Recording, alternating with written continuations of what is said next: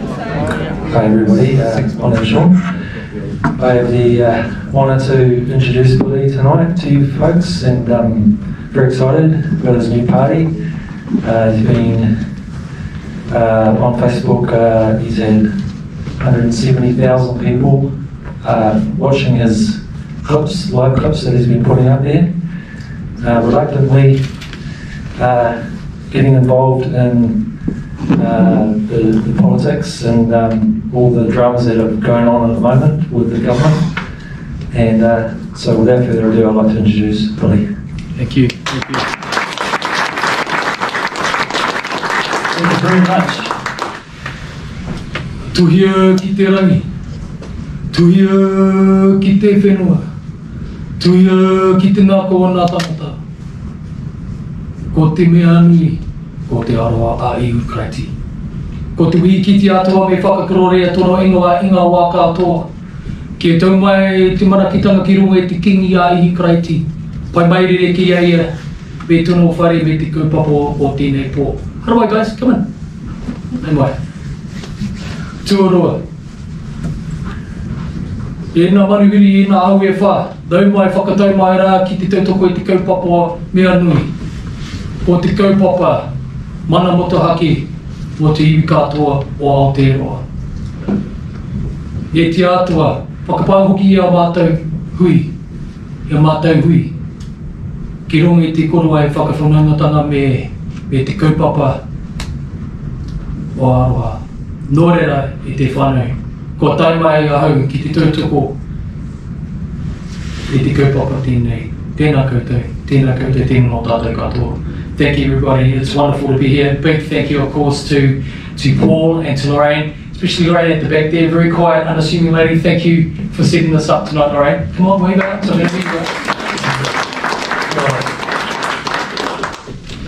And here is another superstar of politics. This is Sue Gray from the Outdoors Party, also Alan Smith. And all the team. Well, kia ora whānau.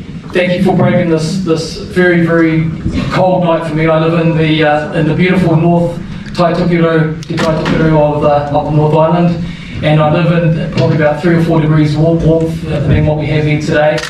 But it's wonderful to be here as part of an important movement in the disbursement of the most vital message that I think any generation of New Zealanders has ever seen. But I want to announce to you all that despite the fear, despite the clear signs of tyranny of the government, despite the anxiety, despite the bewilderment, tonight I'm announcing that hope has arrived in Aotearoa, New Zealand.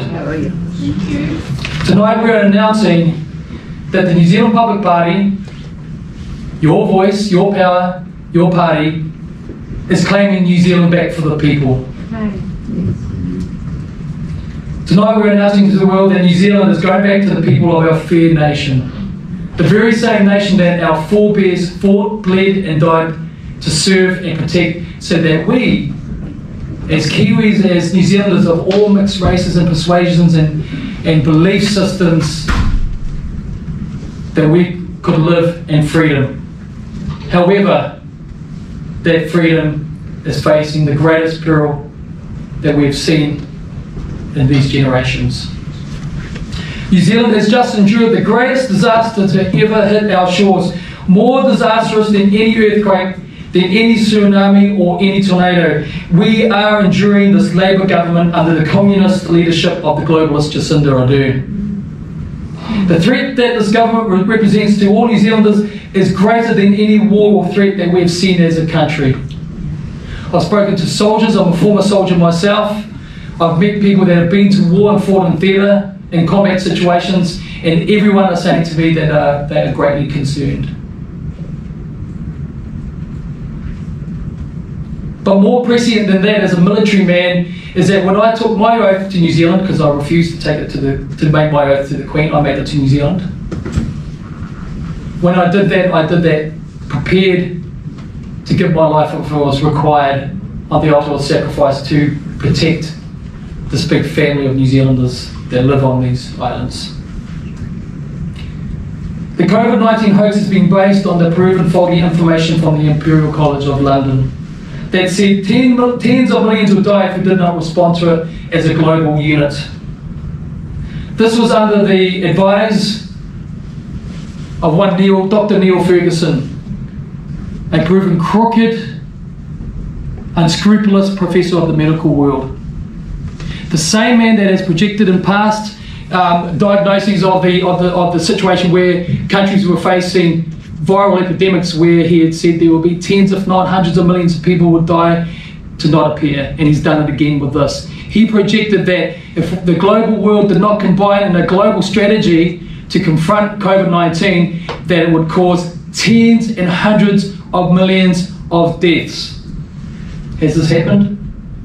No. But what did happen is that the WHO, the corrupt World Health Organization, took the advice of the said doctor and are using it as an agenda to enforce the United Nations Programme's Agendas 21 and 30, which represent the ending of freedom on Earth as we know it. This crooked information was further validated by a list of billionaires who have actually developed coronaviruses themselves. Dr. Anthony Fauci, who suddenly disappeared off the Trump Council of Advisors, funded a Chinese scientist from the Wuhan lab in China to work at Fort Detrick's scientific bioweapon warfare lab to develop a coronavirus that would be able to be weaponized by being able to make that transition from being an animal-based virus to be able to take that next evolutionary leap into the bodies of humans. Once that was done, he funded that same scientist a further $3.7 million to help that scientist then go back to China with the virus where it was unleashed on an unsuspecting humanity. So these same very list of billionaires that are involved in validating this crooked information are also the very same billionaires who fund the WHO. And they are also the same billionaires who have the solution to the problem.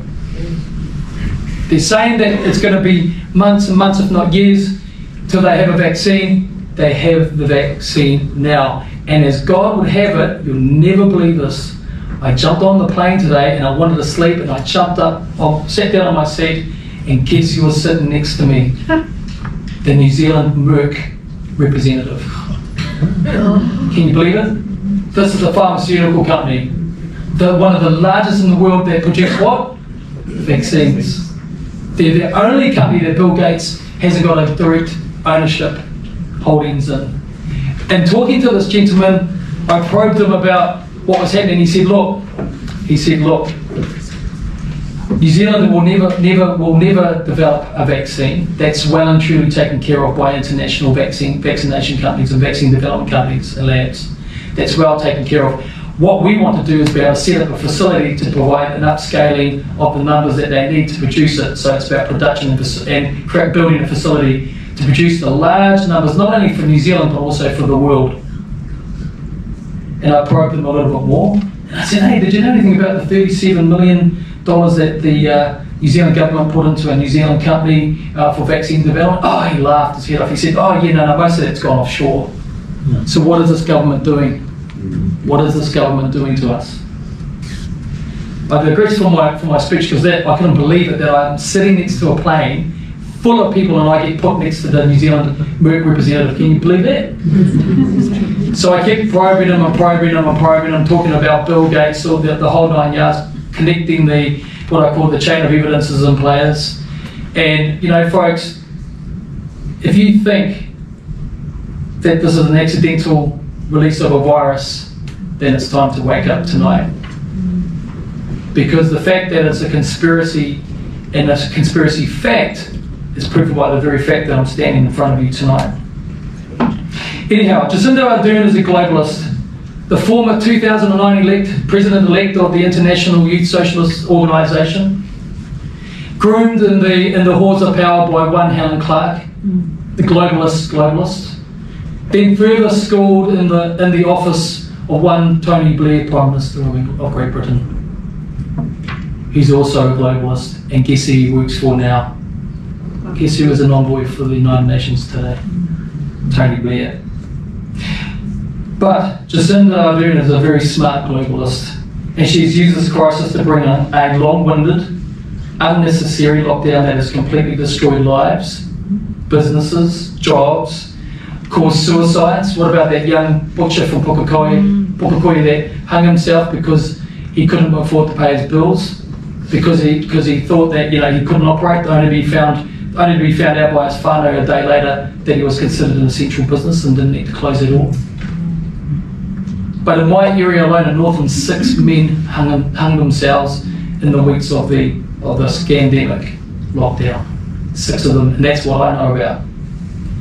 The undiagnosed cancers, undiagnosed heart diseases, as a result of suddenly the reallocation and repurposing of resources in the medical world into dealing with a horrendous amount of non-existent COVID-19 patients.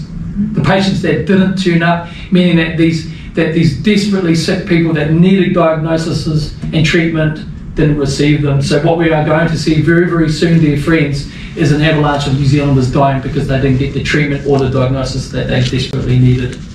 Domestic violence has soared. The numbers over the few weeks that we're in lockdown apparently are just unbelievable. Why is that? Because what would happen if you were poor to begin with and you had a job that was only just keeping you afloat, only just, and suddenly that job is gone? How are you going to cope with that? Most of us aren't violent, but a good few of us are. Frustration, anger that this lockdown has caused, but financial ruin for many New Zealanders. And I tell you what, it's not only going to be the businesses that'll go out, but it's the trickle-down effect down to average New Zealanders that we're yet to see, that we know is coming, which is going to cause an avalanche of suffering that we haven't seen since 1929's depression. But the second most alarming impact has been the planned, systematic destruction of our freedoms through the unscrutinised, democracy-evading, stealthily introduced COVID-19 health response bill. And today it's announced formally in the media that the New Zealand military, or the New Zealand Defence Force, which I was once a member of, has now been tasked to manage the quarantine management aspects of enforcement. So it's not just the New Zealand police now that can enter your houses without warrant. It's now the New Zealand Defence Force, probably not limited to the military police. I served with the military police unit in Trentham.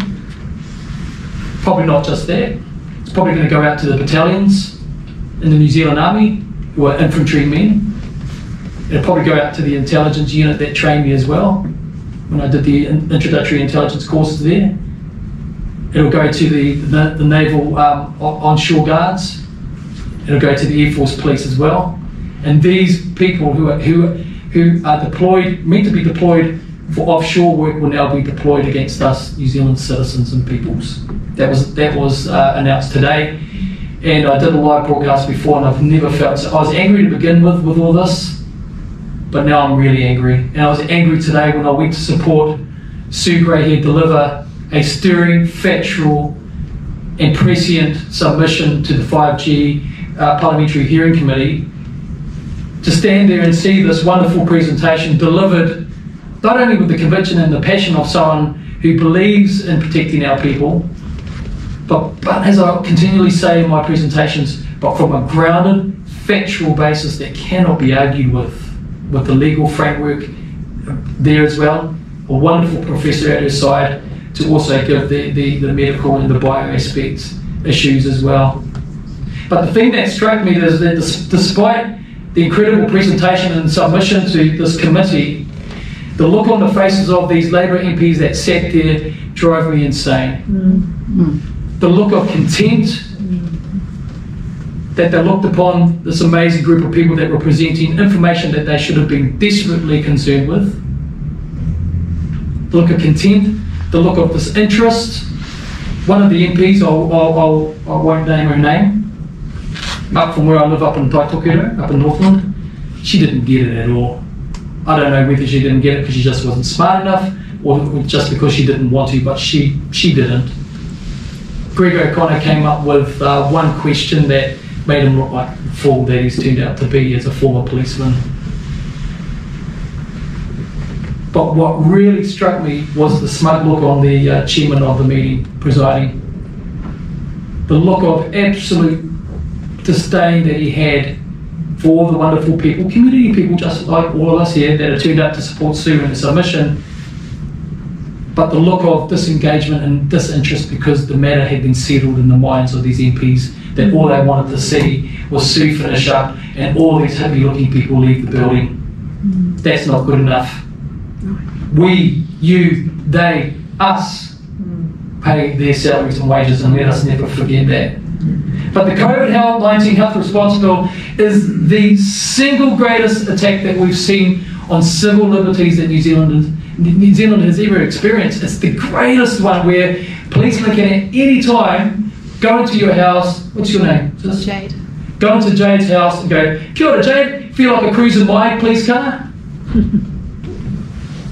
And they can grab Jade without a warrant, without any explanation, take it down to a police station, then process it into a medical facility and force a medical procedure on Jade without her permission.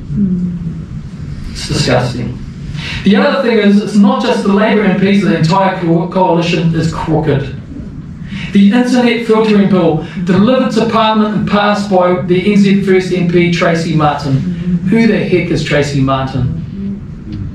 I'd never heard of her until a few months ago.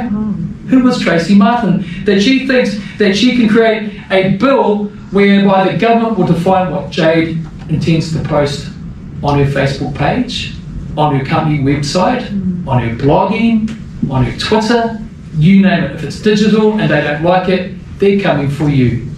So it's part of the 3-strike rule. Number 1, you get a warning. Number 2, they warn you again, and then they restrict the reach of your broadcast. Number 3, they turn up, and if you're in business, they'll arrest you and charge you up to $200,000 for the effort. But it doesn't stop there. There are 15 new bills that are about to go in through the parliamentary system. And the joke of it is that they're saying they want to get 15 bills out and approved in 17 hours. Can you believe that? 15 bills in 17 hours. So if we are to track the performance of the behaviour of the COVID health response bill, how that was done, that is, tell nobody about it, don't give any of the opposition MPs the chance to look at the documentation until the day it's going to be submitted. So if we're going to take that behaviour as an indicator of how they're going to treat these new 15 bills, be very worried, because in the list of 15 bills that they're going to change and amend includes the New Zealand Bill of Rights. This is the untouchable bill, just like the Treaty of Waitangi, that nobody fools with, and she is tinkering with that. Why? Why is she doing that? How is she doing that? She's done it because through the hoax of the COVID-19 pandemic, she is using this as the very opportunity to do what she said last year at a Bill and Melinda Gates event, when she said that her government would ensure they would fully implement these agendas that will take your and my freedoms away and affect the generations that will follow us if we don't stop it. She said at this Bill and Melinda Gates event that her government would do more than any other government on the planet to make sure that New Zealand is fully entrenched in this agenda. What does this mean? What does this mean? And why? In order to bring in these UN programs and global corporate fascism, and don't forget, if you've seen my broadcast, I did a lecture on socialism, which sits on the left, fascism, which sits to the right, and just a quick summary for you, fascism comes from the right. Why? Because you need capitalism to have private corporations to be able to enforce fascism. That's it in verity. So it's public-private partnerships where eventually the public interest becomes secondary to the private investor, and then the private investor takes control by stealth. Just wait for these guys to come in. Hey, kia ora. Come in. Don't be shy. Hey. So just to summarise, so on the right we have fascism, which is the partnership between corporates and multinationals with the governments, and that can also be authoritarian. It can also be authoritarian, hence the Nazis, right? Because that was a partnership between the socialists, the German Workers' Party, and corporate business to bring in the fascist Nazi system, which was actually based on, in its concept, based on Jesuit law. So when you break it, because it is a socialist party, people get confused about the Nazis. They had socialism at the core in it, but their power of their efforts was enforced through corporatism, and that's where you get the fascism in partnership with the government to bring in the control systems. And that's what we're talking about here, but it's coming from the left, because it's where on the left side is where totalitarianism comes through socialism, where they use these keywords: sustainability, number one, sustainability. Stay with me, sustainability. They use things like social equity. These things sound good. Looking after the environment, the Gaia hypothesis. All these neat things about keeping our planet green, but what they forget to tell you, it's going to be their planet, and if they bring these agendas in, you won't be able to grow what you want to grow. And if you are able to get seeds, it'll be their seeds through the fascist side of life, which will be the GMO Monsanto developed seeds. So you'll get one harvest, but you'll get one harvest of seeds that'll produce for you, but they'll have things like pig in them and other goodies that they want to put in there. But the ultimate agenda is to collapse everybody into a melting pot of sameness. But what they forget to tell you is that within the communist and the socialist ideology is that there's a hierarchy. You see, they say social equity where everyone's the same, but they forget to mention, but not them. But not them.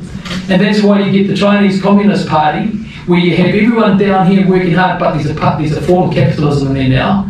But you see everyone, all the worker bees down the bottom working really hard, but the guys at the top are the ones that fly the private jets and have their luxury lifestyles. So they need to destroy the middle class. Why? Because if they can do that and collapse business, then what they'll do is they'll make us all dependent on who? Them, the state, the government. And that's what this crisis is about. Because if they can get us all dependent on them, they've got you. And then what do they do through Agenda 30? They then control what you grow, what you harvest, what you hunt. And that's why the outdoors parties and their policies around protecting our environment are so important. Because if you can't go and buy food because you don't have money, and if you don't want to get it from the government, you're going to go and hunt for it, fish for it, aren't you? So what do? They poison the land that the animals eat with 1080, don't they? To prevent that as a way for you to keep your family fed. And they poison the waterways so that you can't even drink the water with it. But they're destroying the middle classes, they're destroying our economy. New Zealand businesses will no longer be competitive nor self-sufficient, but also while demotivating the will of the labour force to work in a temporary manner until they eventually create forced labour situations. But what does that mean? So you get your $7,000 or you get your subsidised wages, everyone sits back and goes, oh, this is cool. Free money. Who likes free money? I like free money, I'll be honest. We all like free money? That's right, I like it too. So Auntie Jacinda keeps on giving out these lollies, everybody sitting there going, hey, what a great ride, this is fantastic, awesome, I don't think I'll go to work. I love Auntie Jacinda, let's vote her in again. But does she have a surprise waiting for you? And the surprise is this, because these same people that are loving the free money and voting Labour back in are going to surprise because what will happen is a forced labour environment where everyone's down on the same agreed wage level. So it doesn't matter how hard you're mahi, how hard you work, you just get paid the same as the guy asleep to you, next to you at the wheel. Does that sound like fair to you? But they call that social equity. They call that social equity. So they motivate the will of the labour force, destroy the businesses, and then all of a sudden, they've got you. Agenda 30 will be fully entrenched in New Zealand. So what does it mean? What does it really mean when we say that these things are happening to us?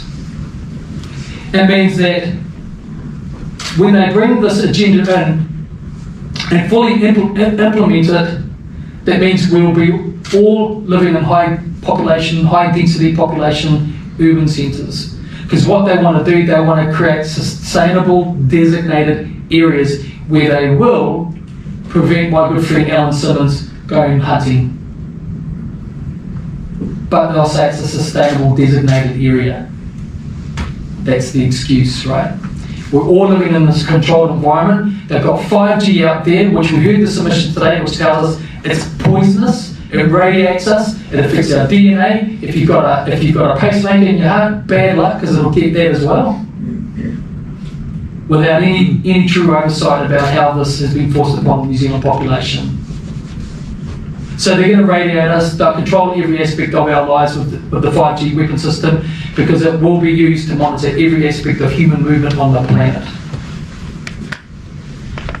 So this pandemic, which has been based on faulty information, a lie, has been the very cause that the global leaders needed to usher in the United Nations Agendas 21 and 30, which are the greatest challenges to the personal liberties and freedoms of all human beings. These programs will force all humans into a fundamental control of every aspect necessary for a human to live, but not in peace nor in freedom. This will cause untold misery for all living generations that understand what freedom is, to grow our own lettuces, to grow our own tomatoes, to grow our own non-GMO potatoes, and to be able to go hunting and fishing in our own time, and to do these wonderful things that we take for granted. They will take that away from us if they keep going the way they are going. We'll eat GMO food while being force vaccinated. Not a pretty picture. It's not a pretty picture at all. But what I do want to say to you is that there is hope. Because like I started this lecture with tonight, this presentation, is that the New Zealand Public Party is going to battle for you. We're going to battle for you. I am the most reluctant politician I've ever seen, ever. Me. Those of you who have been watching my broadcasts know that I said a few weeks ago that my wife wasn't happy about this newfound fame I've got as somewhat of a face of a movement. And up until a few days ago, I thought it was the end of my marriage because of it. My wife and I are committed Christians. We live a very simple life. We live pretty much an organic life. We homeschool our children. We don't vaccinate them. And we live freely. We live the Kiwi life that all of us are entitled to. But what happened was I woke up to the scenario 6 weeks ago and I started broadcasting information about it so that people like you and me could understand what Agenda 21 and Agenda 30 are and what it means and what this crisis is being used for. How do I, you guys? Come in. Don't be shy. Bit late, but don't be shy. So I am a reluctant politician because I didn't ask for this. You asked for this of me. I didn't ask for it. I didn't want it. This is your movement. This is your voice. It's your power. It's your party. And I will take the fight to Parliament for you. I'm going to do it. Why? Thank you. Thank you.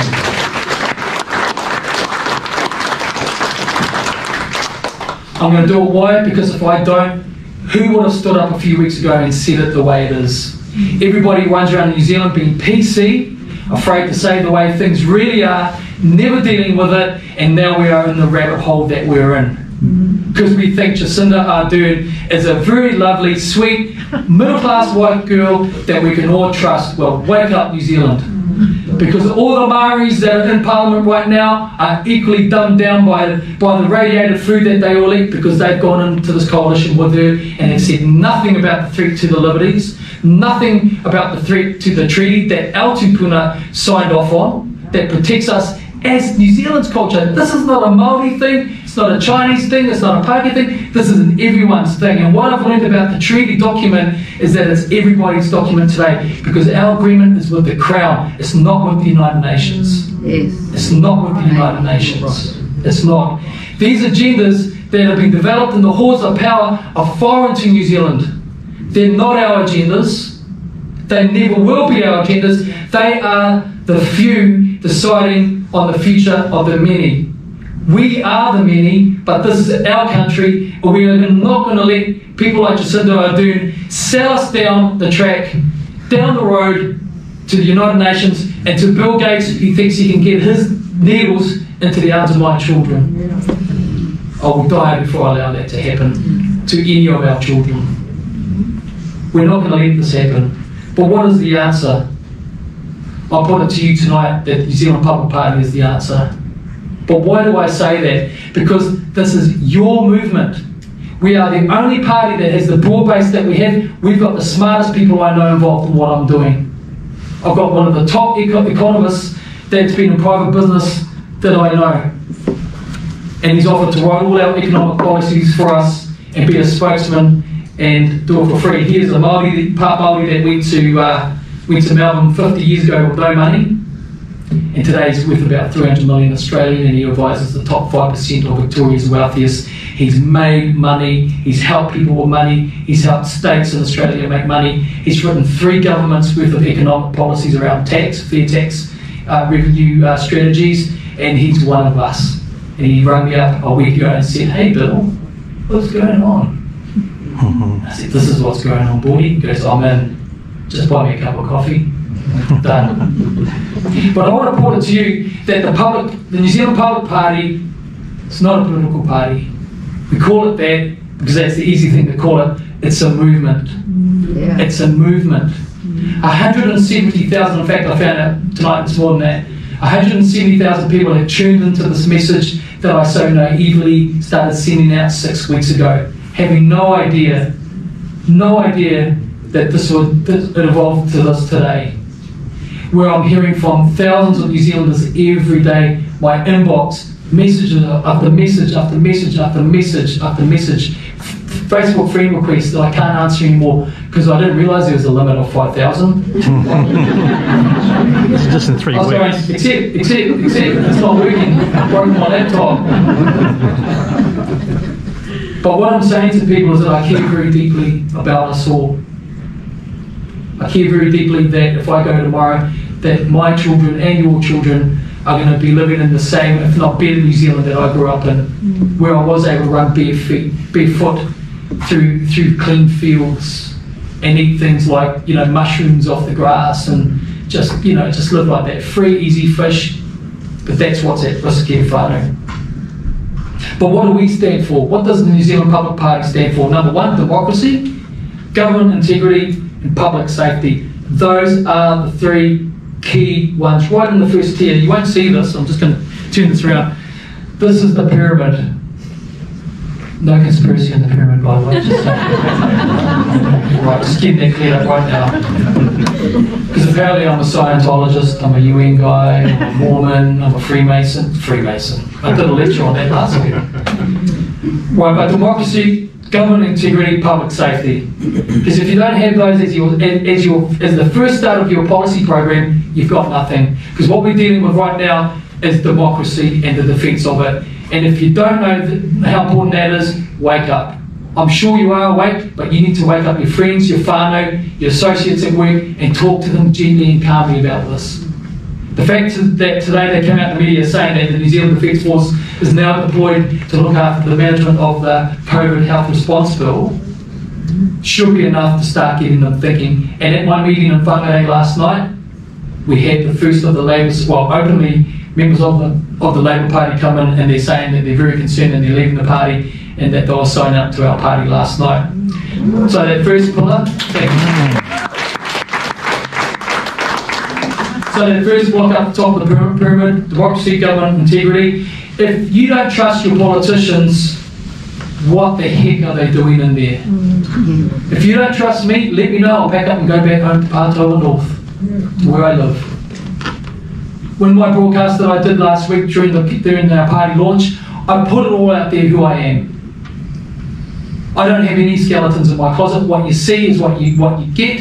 I got in trouble for telling a dirty joke at a drunken work party 6 years ago when I wasn't a Christian. Right? Big deal to me, because I don't like it. And I reported dishonesty in the police and I got into trouble for that. That's it. Apart from used to having a great love affair with 2 brothers of mine, Jack Daniels and I won't go there. Okay, let's look at the next tier. Public safety, we've got to do that. Public safety, that includes, of course, making sure that's such a broad statement, but what does it mean? It means everything. So that's why I put it in the top part of the pyramid pillar there. Okay, the next tier down, economic and fiscal expertise. We need real people in government that have been in business, made money, lost money, made it again, and done it from the grassroots up, and know what it's like to be in business. Because right now, what we don't need is another career bureaucrat and another career politician deciding on your business's future. Because they've never, ever been there. I had a meeting with a career politician the other day who's never had a job since the day he walked out of university. He's been in that big whario across the road there, the Beehive, ever since he walked out the doors of his institution. He doesn't know what it's like to sweat over paying your GST when you don't have it. He doesn't know what it's like to not have enough money in your bank account to pay your staff, and you're thinking, how the heck am I going to do that? They don't know these things. And we don't want people like that in there in the next government that's going in there that we're going to be a part of. Because we need real expertise, like my good friend Calvin Boyd in Melbourne, that can help fix this. What we don't need are pretenders and people only interested in serving themselves and their corporate friends. We don't want that. So we need economic and fiscal expertise. The next one is environmental sovereignty, because if we don't protect that, then the very ground that we walk on will be poisoned, and the water we drink, which will go into our bodies and filtered, will be radiated and poisoned with 1080 leftovers. So we need environmental sovereignty. We need to make sure that any seeds that come over here into our biodiversity world have been audited, to make sure that if they are planted in our grounds, that they're not going to kill our flora and our fauna that we have here already, or cross-pollinate with natural plants that we have that feed us. The other thing that I want to address when I'm in government is the way that the Treaty of Waitangi has been viewed and exploited and abused by both Pākehā and Māori. I want to end it, because one of the things that absolutely astounds me is when I see iwi leaders on $200,000 salaries in their $150,000 vehicles driving past all the whānau in Huntley who are feeding their kids Weet-Bix for dinner, and they don't give a toss.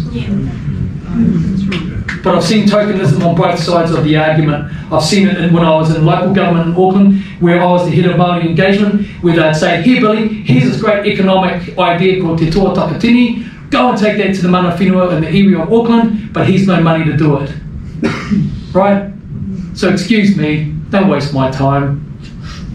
Don't waste any ratepayer's time dreaming up something that you know you're not going to be able to deliver on. So what I do want to do, I want to take the politics out of it, and I want to sit down with all the iwi leaders again and work it out how we're going to, and also with all Kiwis that are in government, and work out a better way of paying homage to our tupuna, paying homage to us as tangata whenua, and paying homage to all of us New Zealanders that are guaranteed some protections under the framework of Te Treaty. Transparency and public accountability. Again, if you cannot trust your politicians, get them out. But what we need to do, as Sue exposed today, we need to go in there and deconstruct the constitutional framework that's in place, because none of that is guaranteed to protect us, and it should be.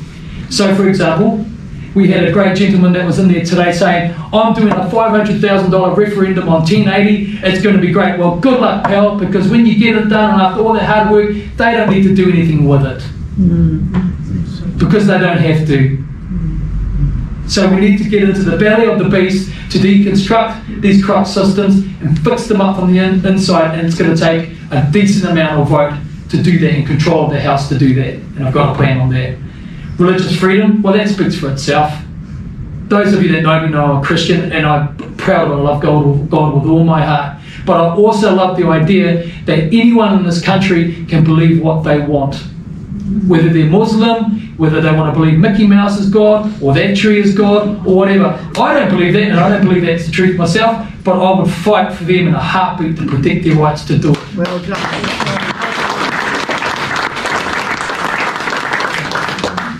Real public health. Who the heck is Dr. Lance O'Sullivan working for these vaccine companies telling us we need to put needles in our babies? Who is Dr. Lance O'Sullivan telling us that we need to go and put a vaccine in the arm of our babies that has other dead babies' aborted tissue in it? has pig intestines in it, has plants, insect, formaldehyde, mercury, but they don't call it mercury, they call it thimerosal. What a nice word. Oh, it's only thimerosal. What's thimerosal, please? It's mercury. That's why you want all us older generation getting our amalgams pulled out. Why? Because mercury's poisonous. But we go put it in a baby, it's just been born. Next one it pops out, my poor son, who at the age of 20 is MMR damaged and has the functionality of a 3-year-old. So I've lived that and I've investigated it and researched it, and that's going to be one of the things that I'm going to be destroying once I get into the house.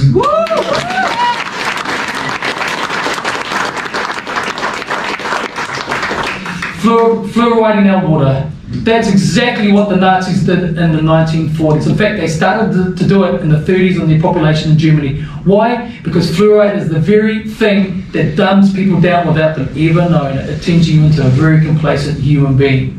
And they used it during the war in the concentration camps because it took the fight out of people. Why do you think they're doing it to us?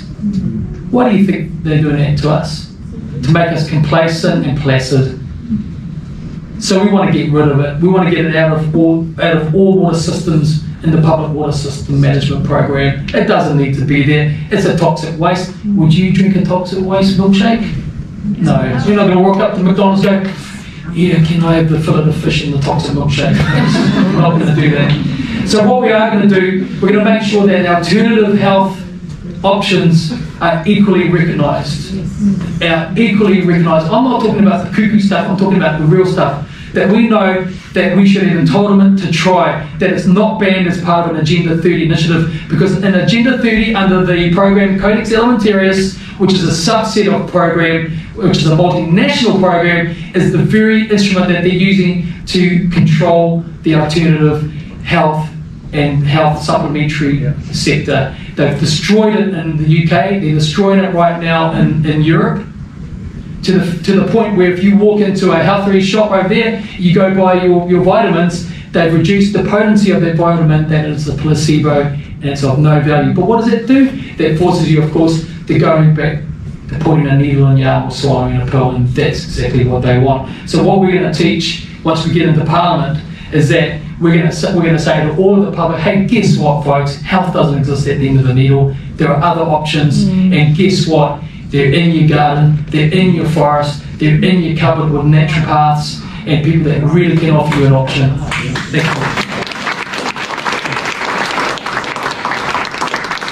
Just a couple more to go, folks. Just stay with me.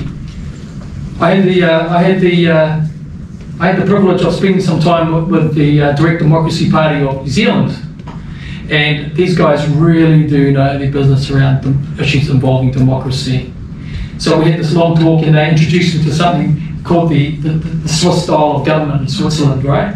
And they explained to me this interesting thing. I had heard about it, but it wasn't something, that I'd spent any time looking at it. But their government works on a referenda system, right?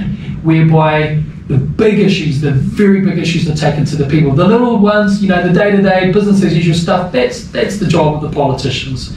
But the big stuff, like the really big stuff like 5G, COVID health response, changing the Bill of Rights, all those, important things like that, they take that to the people, right? And then the people, they decide on it. Because the problem that we have in our no constitution is that, like this 1080 man was doing before, you can put all this effort into referenda and they're not binding. Even the government's own referenda aren't binding.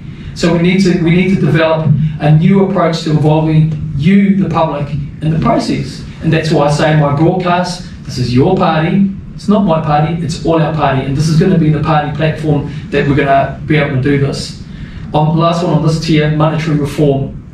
This is incredibly important, because if we go in there, there's no point going in there inheriting the same corrupt system, right?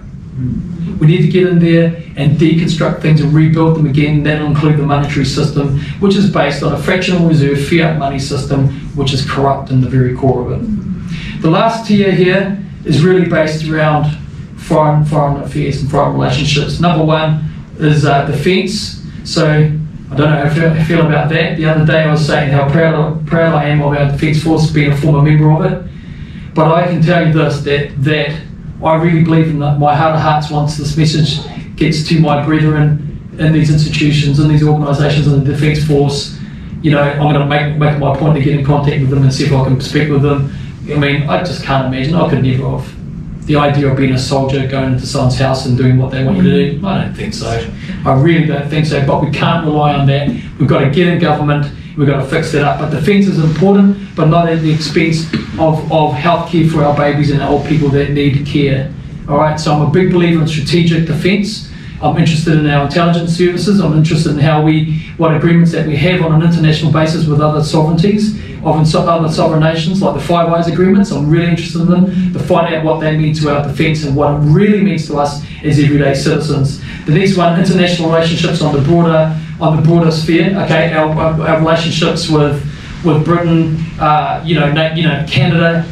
African nations, whatever. We need to look at them again and find out what they've signed us up to, so that we can make sure that it's to our benefit as a country. Trade, same thing again. I was very fortunate about 3 years ago to have spent some time with Professor Jane Kelsey, who was the professor of professors to do with the TPPA topic, and I really got a good understanding. I had concerns with it. She was able to explain it to me in good fashion. And what we want to do when it comes to trade is make sure that any trade agreements are to our benefit and maintain our sovereignty. One of the things that I draw on, guys, and there's a photo of me on the internet because I'm such a spy, where I spoke at a Chinese business forum meeting about 3 years ago as a Māori economist, right? As a Māori business person speaking about the Māori economy. So what did the trolls do? They put it up there, I'm a Chinese Communist Party agent. Go believe that. But the point is that the trade relationships, for example, with China, we are in the most blessed breadbasket on the planet here in Aotearoa. Everybody wants our everything. There's not anything that we grow that people overseas don't want. Do we need to give it away? No. Do we need to lose our sovereignty? No, we don't. But we need to be smart so that we get the value-added processing done so that we keep the value of our wood, but also sell enough of it to keep the forestry sector buoyant, and that we do these deals knowing that we hold the cards. That we hold the cards. We don't have to give it away. We can feed ourselves and eat like kings forever if we want to here in Aotearoa, because we can. And we will be able to do that again when we know that we've even got 1080 in our soil. We'll know that we're going to be able to do that. So trade agreements, we want to unpack those, find out what they've got us signed up to, and then fix them up if they need to be done. The very last point is related to the very first one. The very first one was democracy. The bottom one here is the protection of our national independence. Because that last line in my presentation here is intrinsically tied to the first one of democracy. Because if we don't protect our sovereignty as a country, if we don't protect our freedoms, we will lose our country. Jacinda Ardern has no compunction to sell us down the tube. She's doing it. I don't believe for a second this is her script. I don't believe that at all. I believe it's foreign people that have no empathy or sympathy for us as a people. They have one agenda, and that is to control you and control the lives and the souls of men. And we're not going to stand for that. So the last bullet here is protection of our national independence. And that's all of it. So that if there's a problem in somewhere in foreign affairs, we pick up on it there. If there's a problem in trade, we pick up on it there. If somebody's trying to import stuff that's going to destroy our biodiversity, we're going to pick it up there. We're going to protect our national sovereignty. And you know one of the other things I'm going to do? I'm going to get the banks. Why, you might ask? Because as it turns out right now, my friend in Melbourne told me that the government, the Reserve Bank government, part of the government has ran out of money, has run out of government bonds to borrow money. Have you heard that, anyone? Good, thank you. So what that means is that they're really not going to be able to borrow any more money or lend money or anything like that. So what that means is, my good mate, Adrian Orr, the Reserve Bank governor, has then gone with his cap in his hand and said to the banks, would you guys please fund things and lend money to the New Zealand citizen? Think about that for a second. These are the same Australian-owned banks that want to go cashless now in Australia now. You get the picture now? You start to see the links. It's starting to sink in, because it takes a while to digest this stuff. None of us have done here. Please don't think I'm saying that a second, because I call it the chain of evidence and the chain of players and actors. all combining to take our freedoms away, and Jacinda sits at the top of her evil pyramid, right? But what that means is these Australian banks are now have the keys to your future if you need to borrow money or you need infrastructure money to build bridges and all that, because we've ran out of government bonds to be able to borrow money off, and that is a very, very, very serious issue for us.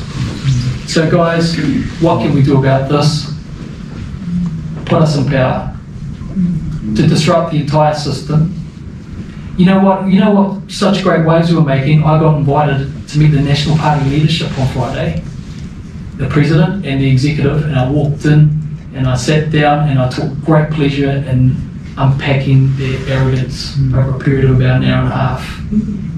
Because they're desperate to get back in, they want to desperately. They say they're afraid of this government, but let us not be naive to think for a second that if they get in power, they won't try and do the same things. Because as I always say in my broadcast, it doesn't matter if it's left or right, because behind the scenes, the same people are pulling the strings. They're still aligned to the UN. And they're still aligned to the UN, right?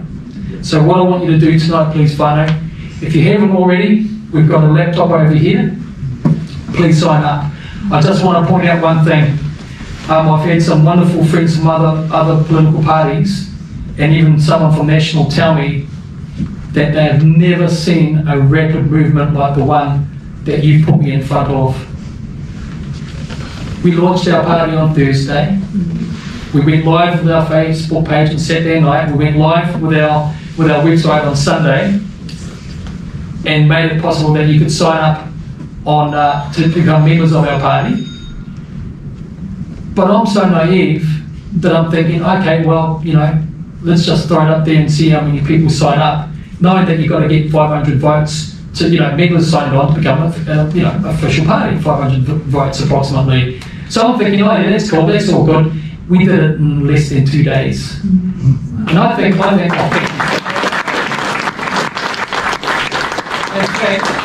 in fact, in 2 days, we've amassed over 700 members now. I've got the latest figures. We will be at 1,000 members in the next couple of days.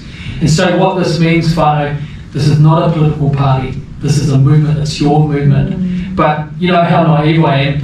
Someone goes, oh, well, we've got 500 people signed up. I'm like, oh yeah, cool. Not knowing that there are other parties that have been trying for weeks and months and years to be able to finish their registration process to become parties, but they couldn't get their 500 threshold. Well, we did it in 2 days and I didn't know what it meant. The bliss of ignorance and naivety. But I just want to assure you, whānau, that there is hope. It's not over yet. You've got great people behind me right now that are working right now for you. None of us are getting paid, which means have you put a call in? Go on. And in fact, you know what? I'll tell you how beautiful, and I really mean this. We had a solo mum come in last night, and she's all fucking all shy, and she says, "Oh, I've only got this." Like, oh, awesome! She put her heart in this. Actually, it was a big pot in whānau, and it was really cool. And it was 2 awesome cans of soup, my favourite soup, and that was good enough for me. I tell you, I was thrilled with it. But I do want you, please, to spread this message. I can't do it alone. We haven't even begun marketing yet, and already over 170,000 people have tuned into my message, your message, our message. Already we've blown any record of how parties have registered membership. We've blown that out the window. We will be at 1,000 by Friday. I'll let you all know if we get to that. And there's some great people that I'm praying that will join us in this fight, because we need a new government. I need an awesome, legally minded deputy leader. I need strong people that are going to put New Zealand first and not themselves. Oh, did I say New Zealand first? Just kidding. I did say that on purpose. Just saying. But we need to put New Zealand first. Oh, I did it again. I'm just kidding. But you know what I mean. We got to put ourselves second, guys. We got to share this message out. This is the deadliest fight of our lives. If we don't do it, it's over.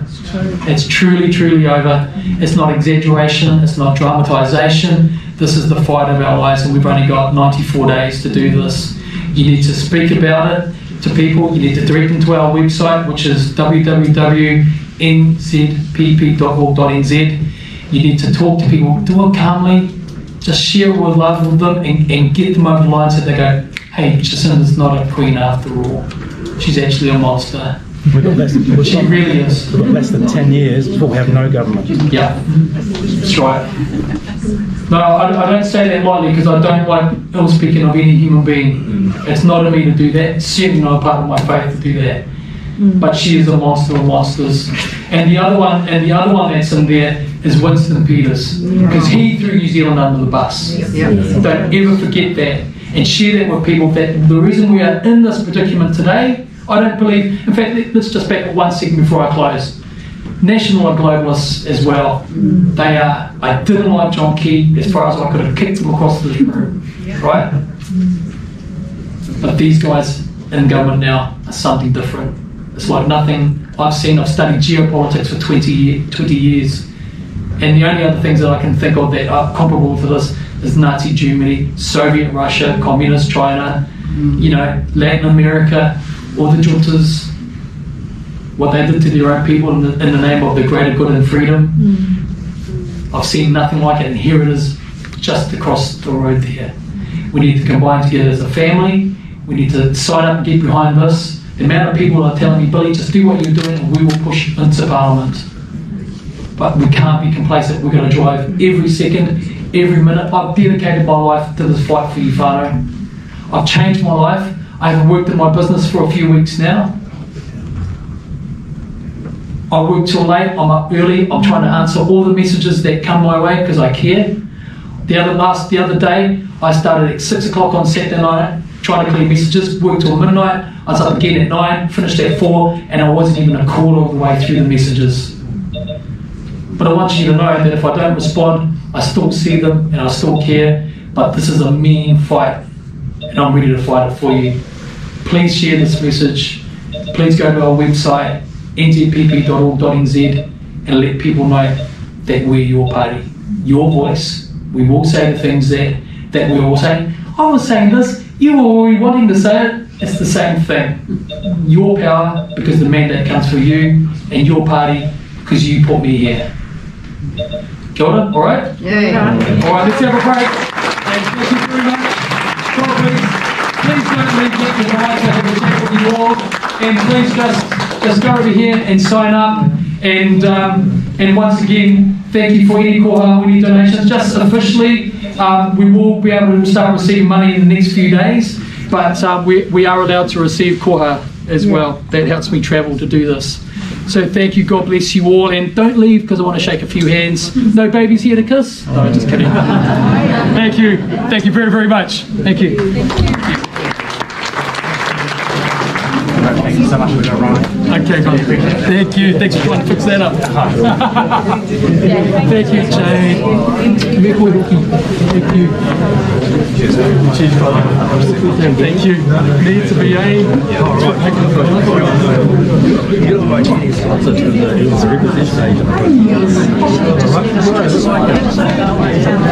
Thank you. No, thank you. It's a big Friday. Yeah. Thank you, brother. You remember yet? Oh, clear. Thank you. Thank you for coming. Thank you, Thank you. Well, I'm up for it. Yeah, it is. Thank you for coming. Appreciate it. Spread the word. Kia ora. We saw you today. Thank you, brother. Thank you. Thank you. I saw you today. Oh, it's just like, of course, these things are